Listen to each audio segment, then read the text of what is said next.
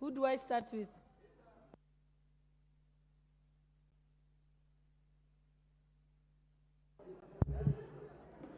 Thank you. Thank you, Honorable Speaker. Allow me to begin by thanking the leader of minority, the Honorable Pio Wandayi, for raising. Honorable Speaker, there are two very loud consultations from the member for Belgut and the member for Keio North, and they are conversing in a language that is not known.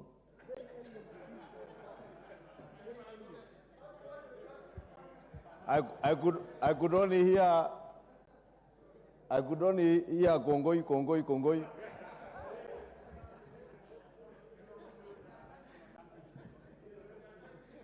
Honorable Speaker, now that I have the attention, Honorable Speaker, I'll say let me first thank the leader of minority for raising this issue, because as the leader of minority says, NGCDF is not a fund for members of parliament. NGCDF money is public money raised from Kenyan taxpayers for the benefit of Kenyan taxpayers. And I must repeat in the words of the leader of minority, in the interest especially of our hustler children who are awaiting for bursaries to be able to access what is a right to them under our constitution. Therefore, Honorable Speaker, I cannot agree more with the leader of minority that NGCDF is a matter that ought to be treated with special attention. And Honorable Speaker, as much as we all understand we are living in difficult times, part of the alleviation of that, the challenges that are there with the economy, is to ensure that those who are not able to access school in January without, especially those children who just finished KCPE, they are able to access NGCDF bursaries, they are able to access NGAF bursaries for them to be able to report to school. Two, Honorable Speaker, I know there are also challenges with other emoluments under Parliament, because NGCDF members must also be cognizant that that does not fall under Parliament. It falls under the Ministry of Planning or the State Department of Planning. But there are also other challenges that relate to staff who are working in constituency offices who now fall under Parliament. Honorable Speaker, it would be extremely unfair for members of Parliament to earn their salaries. They have means and ways to enjoy their Christmas break, but the staff who are working in their constituency offices basically have no Christmas. Therefore, Honorable Speaker, we have taken this matter up with the National Treasury to deal with the twin issues of money that should be disbursed to Parliament and money that should be disbursed to the State Department for Planning, so that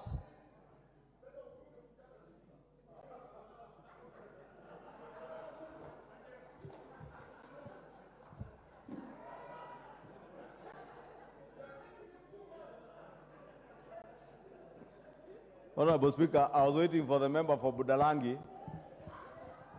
to finish with his very loud advisory to the member for Madera.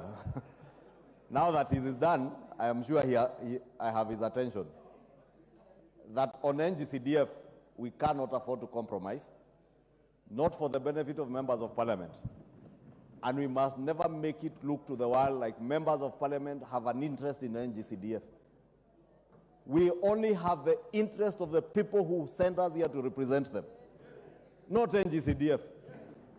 We actually would not care whether there is NGCDF or not if they made sure that bursary money was with the people that we represent. We would not care, because it is our work to resolve issues that are of concern to the people of Kenya and the people that we represent. Therefore, what the leader of minority is raising is on behalf of the 290 of us who are charged with the responsibility of resolving issues that are of concern to the people. And there is no issue now that is of greater concern to the people than them getting access to education for their children come January. Therefore, Honorable Speaker, I have already engaged with the Cabinet Secretary in charge of the National Treasury and the State Department of Planning and the NGCDF board, the NGCDF CEO. Unfortunately, here the Deputy Whip saying NGAF. I have not engaged with NGAF, but since it also falls under the same State Department, they have indicated that they are actually in the process of working on disbursement so that by the time we break,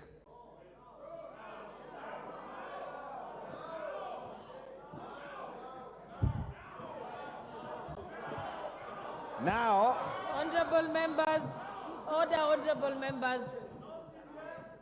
Order, honorable members, the point is being made. CS, Honorable Speaker. Members, proceed, Majority Leader. Honorable Speaker. Honorable members, the matter is uncontested. Everyone is in agreement. So just allow the Majority Leader to complete his statement. Honorable Speaker.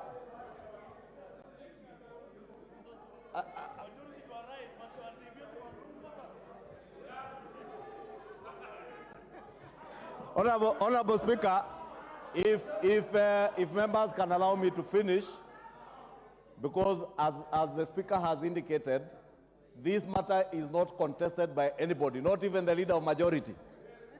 That is why I took the liberty even before the matter was raised before the House, because you all forget that I represent the people of Kikuyu, first and foremost.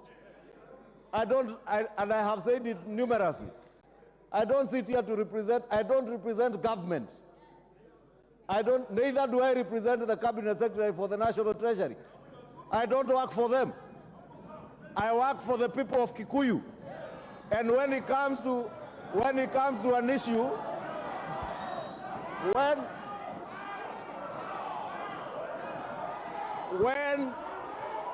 it comes to an issue where there is conflict, when an issue comes where there is conflict between a cabinet secretary, a principal secretary, a chair of a board, or even the CDF CEO, and the people of Kikuyu, the people of Kikuyu take greater precedence than anyone else.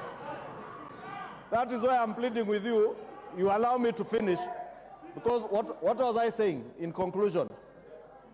I have already engaged with the Cabinet Secretary, telling the Cabinet Secretary precisely that there is now a situation where there's a conflict of interest between his work as a Cabinet Secretary and the Principal Secretary in charge of the National Treasury, the Director General in charge of Accounting Services, who is in charge of disbursing money, the Principal Secretary in charge of National Planning, the CDF CEO, and the people of Kikuyu.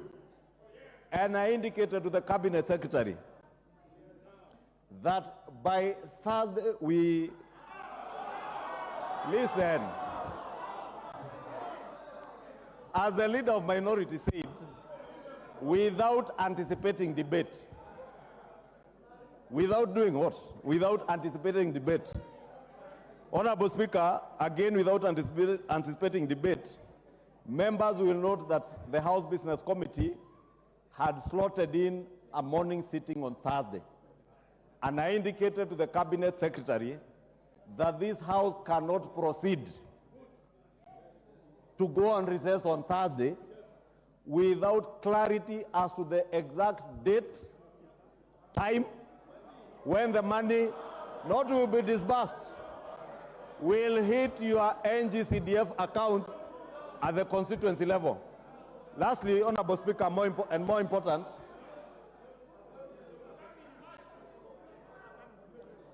Honorable Speaker, and I beg for members to listen, and it's easier to listen, Honorable Makilap, than shout from behind me. It is easier to lend me your ears and ask the speaker. That is what happens in the August House. You don't shout from your seat. You request the speaker to give you the mic and you say what you want to say. More importantly, Honorable Speaker, the NGCDF CEO has indicated to me that and the chair of the NGCDF committee can confirm, we must act with equity so that no constituency is left behind. There are about 36 constituencies whose proposals are yet to be received by the CDF committee. And what we have requested, I was asked to also request the 36 members of parliament whose NGCDF committees, and let me repeat again for the interest of those who are fond of going to court, it is not the members of parliament for the 36 constituencies. It is the 36 members of parliament to cause, in their oversight role, their NGCDF committees to submit proposals to the board so that they are not left behind. Lastly, I have indicated to the National Treasury and NGCDF that the availability or non-availability of proposals must not hinder disbursement, because what I listened to many members who came to my office from last week is what is bothering many of us, is money especially for bursary.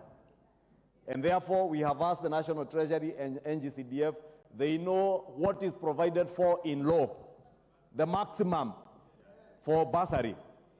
With or without the proposal, we must cause them to disburse at least up to that 40% for bursary, so that by the time our children are breaking from their Christmas break, we have processed the bursaries, or rather the NGCDF committees have received applications, processed bursaries, and they are ready to disburse those bursaries before schools open.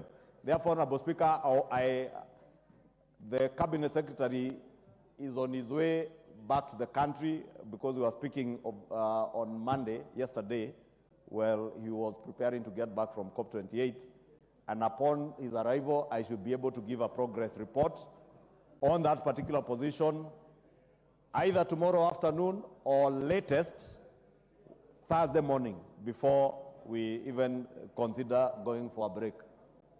Thank you, Honorable Speaker. Just give one more member, then we go to the NGCDF chair. Honorable David Ochieng.